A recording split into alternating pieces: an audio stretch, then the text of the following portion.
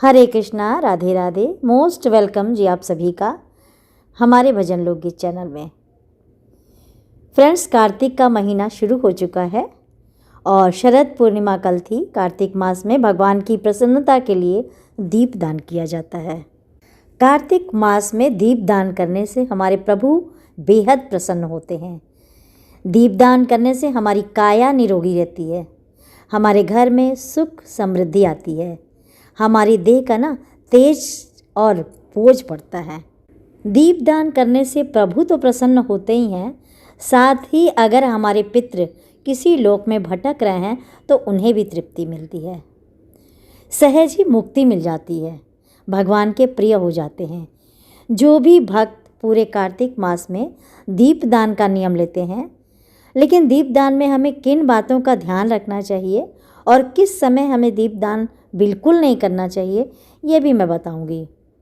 Please video को पूरा देख लीजिएगा। और सबसे पहले तो देखिए, आप छोटे बच्चे से लेकर बुज़ुर्ग तक, महिला हो या पुरुष हो, कुंवारी कन्या हो या विवाहिता हो, कोई भी दीपदान का नियम ले सकते हैं।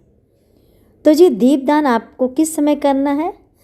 तो या तो सुबह में करेंगे, जैसे ब्रह्म मुहूर्त में। तो आज सुबह अगर आपने जल्दी स्नान का नियम लिया है, आज से शुरू है कार्तिक मास, तो अगर आज से आपने ये स्नान का नियम ले लिया कि सुबह हम स्नान करेंगे कार्तिक स्नान, तो आप उस समय दीपदान कर सकते हैं ब्रह्म मुहूर्त में। और अगर आप किसी कारण से स्नान नहीं कर रहे हैं या नहीं कर पाए, इतनी सुबह दिया नहीं जला सकते, तो आप संध्या के समय दीपदान का नियम ले सकते हैं। अच्छा, आपने ध्यान ये रखना है कि अगर आप मिट्टी का दीपक ले रहे हैं दीपदान के लिए, जो कि बहुत ही ज़्यादा शुभ माना जाता है मिट्टी का दिया जलाना, है ना, और मिट्टी का दिया ही हमें जलाना चाहिए दीपदान के लिए। एक बात और ध्यान रखिएगा, कार्तिक, ये वीडियो थोड़ा सा लेट हो गई मैं। कार्तिक मास जिस दिन शुरू होता है उस दिन से स्नान प्रारंभ हो जाता है, उसी दिन से दीपदान का भी नियम ले लेते हैं। अगर किसी कारणवश आप लोगों का दीपदान छूट गया है किसी दिन, तो आप जितना दिन छूटा है उसको ऐड करके लास्ट में आप जला सकते हैं और दीपदान आप कर सकते हैं। ये मत सोचिएगा 4 दिन निकल गए, 5 दिन निकल गए, जितने भी दिन निकल गए, आपसे भूल चूक हुई या आप पीरियड्स में हैं या किसी कारणवश बाहर हैं, आपने नहीं किया, तो आप उतना ऐड करके और दीपक लगा के दीपदान कर सकते हैं, चाहे मध्य में चाहे लास्ट में। आप तुलसी जी में दीपदान कर रहे हैं तो भी कोशिश करिए कि वहाँ भी आप मिट्टी का दिया ही लें। रोज़ाना मिट्टी का दिया नया लेना है, इस बात का भी आपको ध्यान रखना होगा। मिट्टी का दीपदान जब हम करते हैं तो उसे दोबारा नहीं जलाना चाहिए, ये शुभ नहीं माना जाता है। तो फ्रेंड्स, धातु का दिया भी जलाया जा सकता है, लेकिन उसकी उतनी महत्ता नहीं होती जितनी कि आटे का दीप या मिट्टी का दीप जलाने की होती है। तो कोशिश करें कि आप आटे का या मिट्टी का दीपक लें। अगर आप मिट्टी का दिया ले रहे हैं तो अगले दिन आप तोड़ के कहीं भी डाल दें, वो तो मिट्टी है, मिट्टी में ही मिल जाएगा। और अगर आपने आटे का दिया जलाया है तो अगले दिन वो दीपक आप किसी भी जीव जंतु को खिला सकते हैं, ठीक है। कहीं भी आप पेड़ के नीचे रख दें, गाय है, पक्षी है, कोई भी उसे आके खा लेगा। लेकिन आपने ध्यान क्या रखना है कि जिस समय आप पीरियड्स में होंगे ना, उस समय आपने दीपदान नहीं करना है, ठीक है। उन दिनों में आप दीपदान नहीं करेंगे और जितने भी दिए आपके छूट जाएंगे, मान लीजिए 5 दिन के, 6 दिन के, 8 दिन के, तो आप बढ़ाकर जला सकते हैं। तो कार्तिक मास में दीपदान कहाँ कहाँ किया जाता है, सबसे पहले हम ये जान लेते हैं। सबसे पहला होता है घर का मंदिर।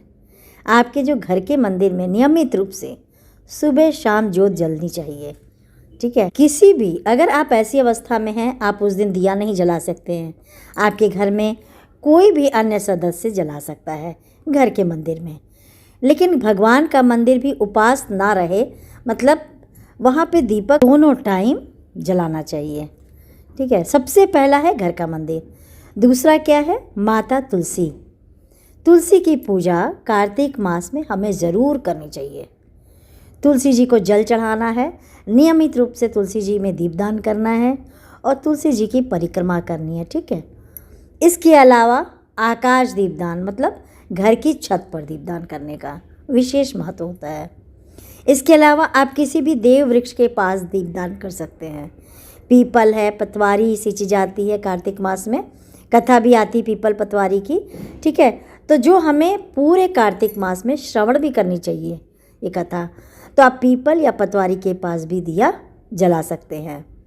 और इसके अलावा केला वृक्ष हो गया, शमी का वृक्ष हो गया, बेलपत्र है या आंवले का पेड़ है, आपके घर के पास जो भी हो उसका नियम लीजिएगा जिसे निभाने में आसानी हो, ठीक है। अगर आप कहीं दूर जाएंगे, मतलब थोड़ा दूर हो, तो 2-4 दिन आप करेंगे, हफ्ते 10 दिन, फिर आप नियम नहीं कर पाएंगे, कभी ना कभी उसमें विघ्न आ जाएगा, तो है ना।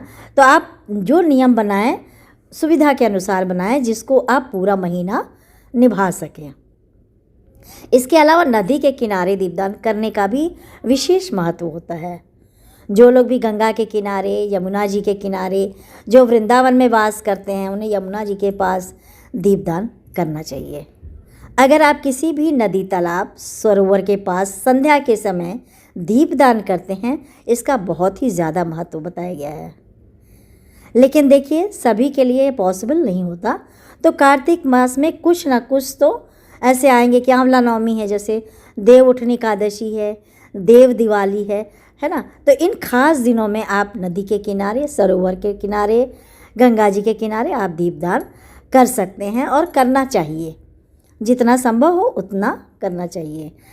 आकाश दीपदान, अगर मान लीजिए आपकी घर की छत नहीं है, मतलब फ्लैट्स में रह रहे हैं तो ऊपर छत नहीं है, खुली हुई है, तो कहाँ दीपदान करेंगे? आप अपने घर की बालकनी में दीपदान का नियम ले सकते हैं, ठीक है। या किसी पार्क में या घर से बाहर थोड़ा सा निकल जाएं, जहाँ से खुला आकाश दिखता हो, वहाँ पर आपको दीपदान करना होता है। अच्छा, दीपदान के लिए जो दीपक हम तैयार करेंगे वो कैसा होना चाहिए? कोशिश करिएगा कि मिट्टी का दिया हो, पहले ही हमने बताया, और मिट्टी के दिए की विशेषता बताई गई है, इस बात का ध्यान रखिएगा। वैसे तो आप किसी धातु का दिया ले सकते हैं, लेकिन वो तभी लीजिए जब पॉसिबल ना हो, आसपास मिट्टी के दिए ना मिलते हों। और कोशिश करिएगा कि 30 दिन के हिसाब से 30, 32, 35 आप दीपक मिट्टी के ला के रख दीजिए एक साथ, और एक एक करके जलाइए। अगर आप घर के मंदिर में या तुलसी जी के पास दिया जला रहे हैं तो कोशिश करिएगा देसी घी का दिया हो, ठीक है। और अगर दीपदान का नियम आकाश दीप या पीपल के वृक्ष के नीचे लाना चाहते हैं तो आप घी की जगह तेल का इस्तेमाल कर सकते हैं। तो फ्रेंड्स, अब जान लेते हैं आकाश दीप दान अगर आप करना चाहते हैं तो कैसे करेंगे। आपको एक मिट्टी का दिया लेना है। मिट्टी के दिए में आप रुई की लंबी वाली बाती लगाएंगे, ठीक है। बाती आपको 2 लगानी है, यानी क्रॉस वाइज करके बाती लगानी है, तो 4 बाती हो जाएंगी इस तरह से, लेकिन जलानी आपने एक ही है, ये भी ठीक है। तो इस बात का भी ध्यान रखिएगा। अब आपको इसको तिल के तेल से भर दीजिए इसको, और अपने घर की छत पे ले जाएं या आकाश की तरफ दिखा के, ठीक है। और घर की छत ना हो तो बालकनी में या नीचे कहीं जाके, ऊंची बाउंड्री हो, कोई दीवार हो, कोई भी ऐसी जगह हो जहाँ आप ऊंचाई पे रख सकते हैं, वहाँ रख दीजिए, बहुत अच्छा रहेगा। मान लीजिए ऐसी कोई जगह ही नहीं है कि जहाँ आप ऊंचाई पे दिया रख सकें, तो आप नीचे ही जो है छत पे आपकी जो ज़मीन है वहाँ आप रख दीजिए। लेकिन ध्यान रखिएगा कि दिए को डायरेक्ट कभी ज़मीन पर नहीं रखा जाता। आप दिए के नीचे चावल के 2 दाने, गेहूं के दाने या पुष्प रख सकते हैं, ठीक है। पुष्प को कलियां तोड़ के आप उसको रख सकते हैं। और देखिए, विष्णु भगवान की प्रसन्नता के लिए ये दिया जला रहे हैं, तो घर की उत्तर या पूर्व दिशा की तरफ आपने ये दिया रखना है। पितरों के निमित्त कार्तिक मास में दीपदान करना चाहते हैं तो दक्षिण मुखी होकर आपको दिया रखना होगा। अगर अपने पितरों की मुक्ति के लिए आप चाहते हैं तो दक्षिण मुखी होकर आपको दिया रखना है। कहने का मतलब कि घर की जो दक्षिण दिशा है वहाँ आप ये दीपक रखेंगे। दीप को प्रणाम करेंगे, दामोदर भगवान को ध्यान करते हुए दीप प्रज्वलित करेंगे। इस बात का ध्यान रखिएगा कि अगर आपने नियम दीपदान का सुबह लिया है तो सुबह ही करनी है, शाम को लिया है, संध्या को लिया है तो संध्या में ही दीपदान करना होता है।